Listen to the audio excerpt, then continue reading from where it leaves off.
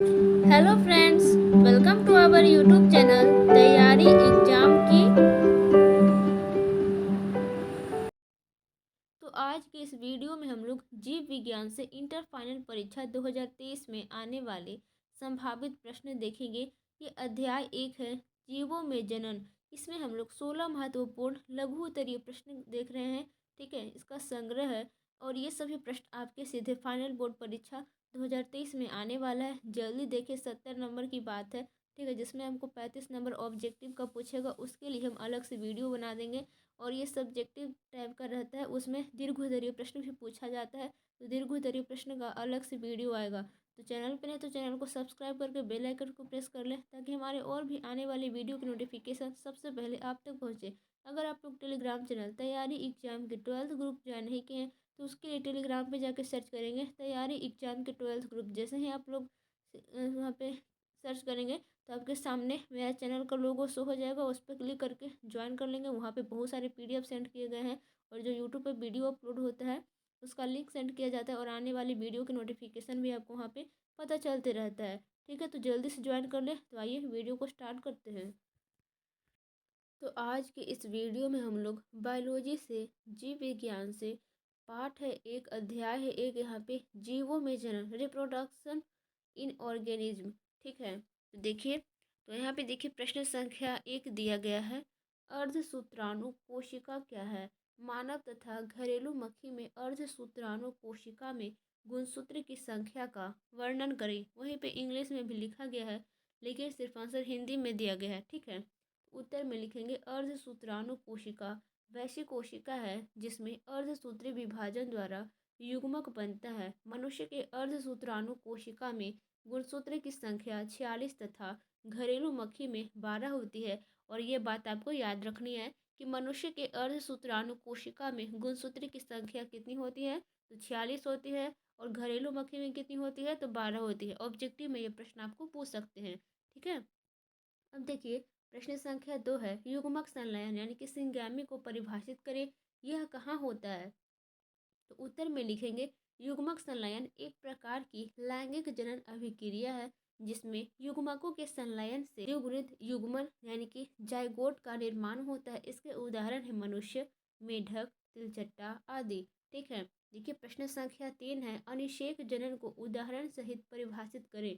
ठीक है, तो उत्तर में लिखेंगे अनिषेक जनन एक विशेष प्रकार का जनन है, जिसमें अंड का विकास बिना निषेचन के ही होता है। यह मधुमक्खी, एफिडस सहित बहुत से जीवों में होता है। ठीक है, अब देखिए प्रश्न संख्या 4 है, द्विखंडन जनन क्या है? इसके दो उदाहरण दे। और ये सभी परीक्षा के दृष्टिकोण से बहुत ही महत्वपूर्ण है। ठीक है, तो देखिए उत्तर में हो जाएगा द्विखंडन जनन एक तरह के अलैंगिक जनन की क्रिया विधि है।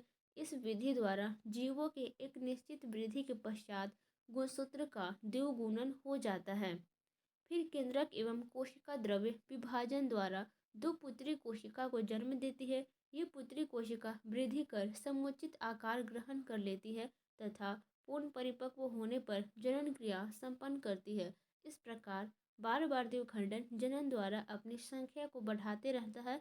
ठीक है, ऐसे जीव के दो प्रमुख उदाहरण है अमीबा तथा पैरामीशियम। अब देखिए प्रश्न संख्या 5 आता है, पेनिसिलियम के कोनिडिया का स्वच्छ चित्र बनाएं। तो ये सभी प्रश्न आपको परीक्षा में भी पूछ सकता है, तो आप लोग अपने घर पे कॉपी पे ज़रूर इसे प्रैक्टिस कर लें। ठीक है, कोनिडिया बहुत ही इजी सिंपल सा पिक्चर है, आप लोग ज़रूर बनाएं। ठीक है, हो सकता है फाइनल बोर्ड परीक्षा में आपको प्रश्न पूछ दे 5 नंबर का। ओके, और पिक्चर कोई भी आप लोग पिक्चर बनाएंगे तो नीचे में नाम लिख देंगे कि पेनिसिलियम के कोनिडिया का स्वच्छ चित्र। ठीक है, अब देखिए प्रश्न संख्या 6 है, प्लाज्मोडियम यानी कि मलेरिया परजीवी में बहुविखंडन का वर्णन करें।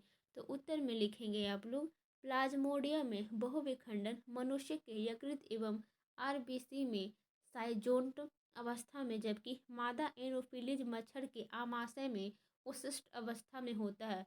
साइजोन्ट में बहुविखंडन की क्रिया को साइजोगोनी कहते हैं, जिसमें मेरोजाइटस का निर्माण होता है, जबकि उशिष्ट अवस्था में बहुविखंडन की क्रिया को यहाँ पे है अस्पोरोगोनी कहते हैं, जिसमें बहुत सारे अस्पोरोजाइट्स का निर्माण होता है। ठीक है। देखिए यहाँ पे सब दिए गए हैं। ठीक है, प्लाज्मोडियम में बहुविखंडन। ठीक है, तो आइए अब हम लोग देखते हैं प्रश्न संख्या 7 है, ग्राफ्टिंग को परिभाषित करें। तो उत्तर में लिखेंगे, ग्राफ्टिंग एक ऐसा तकनीक है जो दो भागों को जोड़ने का कार्य करता है, प्रायः एक मूल तंत्र तथा एक शाखा तंत्र जो दो अलग अलग पौधों का भाग होता है, जिसे आपस में कलम बांधकर मिलाया जाता है, जिससे एक कंपोजिट पौधा तैयार होता है। इसका प्रयोग कैम्बियम युक्त लकड़ी वाले पौधे में ही होता है। ठीक है, अब देखिए प्रश्न संख्या 8 दिया गया है, स्पंज के जेम्यूल का स्वच्छ चित्र बनाएं। तो उत्तर में आप लोग इस तरह से बनाएंगे, और ये भी आप लोग जरूर प्रैक्टिस कर ले, इजी पिक्चर है। यहाँ पे दिया गया है, इसे माइक्रोपाइल कहते हैं और इसे कहते हैं आर्कियोसाइट्स। ठीक है, और इसे कहते हैं कांटिए सूल। तो इसे आप लोग प्रैक्टिस जरूर कर ले घर में कॉपी पे। स्पंज में जेम्यूल, और जो भी आप पिक्चर बनाएंगे जो इस तरह का पेज होता है, ठीक है, आप लोग सादा पेज में पिक्चर बिल्कुल भी नहीं बनाएंगे, इसी पेज में आपको ड्रॉ करना है जो भी ड्रॉ करेंगे। ठीक है, क्योंकि परीक्षा में आपको ऐसा ही पेज मिलेगा, आपको सादा पेज नहीं मिलेगा। ठीक है, तो इसी में आप लोग प्रैक्टिस करें और अच्छा बनाने की कोशिश करें, और ये भी कोशिश करें कि ज़्यादा उसे मिटाने नहीं, क्योंकि ठीक है ज़्यादा आप लोग करेंगे तो एग्जाम में बहुत कम टाइम मिलेगा आपको बनाने के लिए। ओके, देखिए प्रश्न संख्या 9 है, कायिक प्रवर्धन यानी कि वेजिटेटिव प्रोपेगेशन से क्या समझते हैं, इसके उपयुक्त उदाहरण दें। तो उत्तर में लिखेंगे आप लोग, कायिक प्रवर्धन एक प्रकार का अलैंगिक जनन है, क्योंकि कायिक प्रवर्धन प्रोपाग्यूल के निर्माण में दो जनक भाग नहीं लेते। इस शब्द का प्रयोग निरंतर पादपों में किया जाता है। पादपों में कायिक प्रवर्धन की इकाई जैसे ऊपरी भूस्तरीय रनर, प्रकंद, रियोजोम, शकर और बल्ब, कंद, ट्यूबर, भूस्तरीय, ऑफसेट सभी में नई संतति को पैदा करने की सामर्थ्य होती है।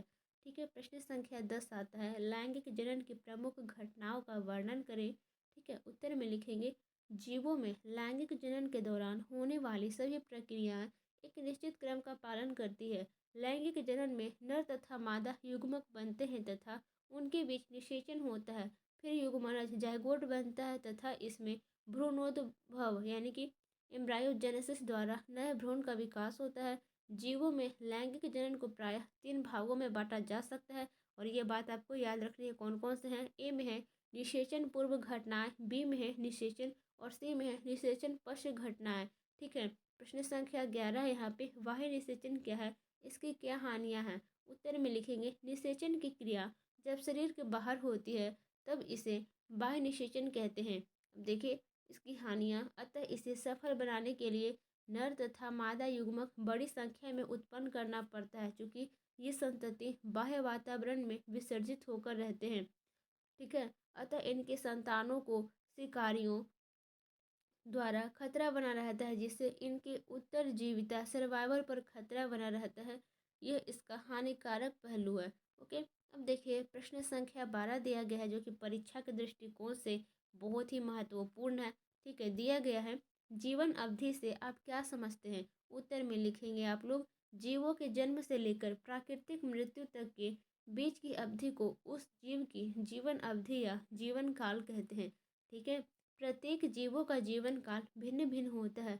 यह कुछ मिनट से लेकर कई हजार वर्ष तक का होता है। जैसे आपको याद रखनी है कि मे फ्लाई का जीवन काल 1 दिन होता है, तितली का 1 से 2 सप्ताह होता है, और ये सभी बात आपको ऑब्जेक्टिव प्रश्न में पूछ सकता है। और धान का पौधा का 3 से 4 माह होता है, केला का पौधा का 25 वर्ष होता है, और बरगद दिखा है, बरगद होता है। ठीक है, बरगद का 200 वर्ष होता है, पीपल का 2000 से 3000 साल होता है, तथा सिकोया का 3000 से 4000 साल का होता है।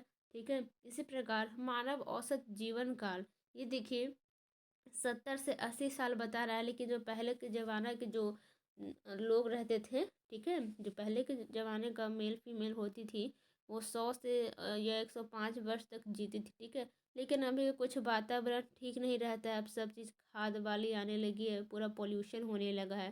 ठीक है, बहुत सारी बीमारियां आने लगी है, इस कारण से अब जो मनुष्य का मानव का जीवन काल जो है 70 से 80 साल हो गया है। ठीक है, और इससे पहले भी लोग मर जा रहे हैं। ठीक है, तो किसी जीव के जीवन काल की प्रायः 4 अवस्थाएं होती है। कौन कौन सी होती है आपको याद रखनी है, जिसमें ए में है पूर्व प्रजननावस्था, ठीक है, बी में है प्रौढ़ावस्था, सी में है यहाँ पे एजिंग एंड यहाँ पे है सेंस और डी में है डेथ, ठीक है। तो आइए हम लोग चलते हैं प्रश्न संख्या 13 की ओर। इसमें दिया गया है मध्य चक्र तथा ऋतुस्राव चक्र में अंतर स्पष्ट करें। और ये भी परीक्षा के दृष्टिकोण से बहुत ही महत्वपूर्ण है। हो सकता है आपके आने वाले फाइनल बोर्ड परीक्षा में यह प्रश्न पूछ दे, तो आपको जरूर इस प्रश्न को प्रैक्टिस कर लेना है अपने नोटबुक में, ठीक है, क्योंकि आप परीक्षा देने जाएंगे तो आपको वहाँ पे लिखना पड़ेगा। ऐसा नहीं है कि आप लोग रट के चल जाइएगा तो हो जाएगा, बिना लिखे आपको नंबर एक भी नहीं मिलने वाला, ठीक है। तो उत्तर में लिखेंगे आप लोग नैन प्राइमेट मादा स्तनधारियों में पाए जाने वाले चक्र को मध्य चक्र कहते हैं। जैसे गाय, कुत्ता, हिरण, चूहा आदि में मध्य चक्र पाया जाता है। इसमें मादा के अंडाशय एवं जनन वाहिका में चक्रीय परिवर्तन होते हैं ताकि वे नर के साथ संभोग कर सके, ठीक है। आगे है यहाँ पे इस प्रकार का चक्र यदि प्राइमेट स्तनधारी में होता है तो इसे ऋतुस्राव चक्र कहते हैं, जैसे मनुष्य, बंदर आदि, ठीक है। वहीं पे देखिए प्रश्न संख्या 14 आता है जनन क्या है। लैंगिक जनन से आप क्या समझते हैं, और ये भी परीक्षा के दृष्टिकोण से बहुत ही बहुत एकदम महत्वपूर्ण है। इससे आप लोग जरूर नोटबुक पे लिख लीजिएगा, ठीक है। यहाँ पे है जनन वह प्रक्रिया है जिसमें जीवों द्वारा अपने जैसे संतान उत्पन्न करने की क्षमता होती है। यह किसी भी जीव का मूलभूत विशेषता है। इसके द्वारा आनुवंशिक पदार्थ का संवहन पीढ़ी दर पीढ़ी होते रहता है। लैंगिक प्रजनन में नर एवं मादा युग्मक के संलयन द्वारा युग्मज का निर्माण तथा इसके विकास द्वारा संतान उत्पन्न होता है। लैंगिक प्रजनन सामान्यतः बाई पेरेंटल होता है, अर्थात इसमें माता एवं पिता दोनों की ही भूमिका होती है। ऐसे उत्पन्न संतान अपने माता पिता से आनुवंशिक रूप से भिन्न होते हैं, ठीक है। अब आइए हम लोग चलते हैं प्रश्न संख्या 15 की ओर। युग्मक जनन एवं भ्रूणोत्भज, यहाँ पे भव होना चाहिए शायद, युग्मक जनन एवं भ्रूणोद्भव होगा, ठीक है, में अंतर स्पष्ट करें, ठीक है। में अंतर करना है आपको, उत्तर हो जाएगा युग्मक जनन, ठीक है। तो इसमें नर एवं मादा युग्मक का निर्माण होता है, जबकि युग्मनज से भ्रूण के विकास की प्रक्रिया भ्रूणोद्भज कहलाती है, ओके। यहाँ पे भ्रूणोद्भव हम पढ़े थे शायद बुक में, ठीक है, जो भी आप मिला लीजिएगा। अब देखिए प्रश्न संख्या 16 आता है अलैंगिक जनन द्वारा उत्पन्न संतति को एक पुंजक या क्लोन क्यों कहते हैं। उत्तर में हो जाएगा अलैंगिक जनन द्वारा उत्पन्न संतति आनुवंशिक रूप से समान होते हैं। इसमें युग्मक का मिश्रण नहीं होता, इस कारण ऐसे उत्पन्न संतति को एक पुंजक या क्लोन कहते हैं। सो आई होप आपको ये वीडियो अच्छा लगा होगा, तो लाइक कर दे, चैनल पे ना चैनल को सब्सक्राइब करके बेल आइकन को प्रेस कर दीजिएगा ताकि हमारे और भी आने वाली वीडियो की नोटिफिकेशन सबसे पहले आप तक पहुँचे।